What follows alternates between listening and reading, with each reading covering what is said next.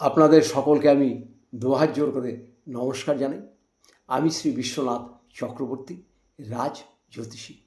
আজ আপনাদের বলবো অষ্টম স্থানে যদি রাহু থাকে তার জন্য কি করবেন। অষ্টম স্থানে যাদের রাহু আছে আপনাদের সব সময় বলবো গলায় একটি করে চাঁদির চেন ধারণ করবেন।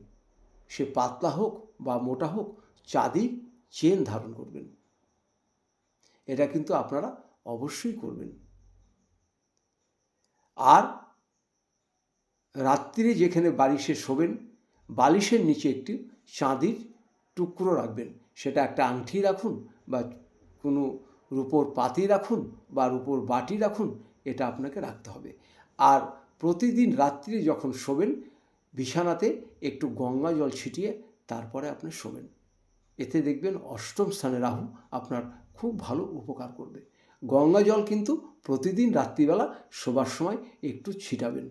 আর গলায় চেন ধারণ করবেন আর মাথার নিচে একটি চাঁদির কোনো জিনিস রাখুন, আংটি রাখুন বা পাত রাখুন বা বাট রাখুন, যা রাখবেন রাখবেন। অষ্টমে রাহু আপনাকে এমন কিছু খারাপ কিছু করবে না। সবাই ভালো থাকবেন, সবাই সুস্থ থাকবেন। আপনাদের সকলকে দুহাত জোর করে নমস্কার জানাই।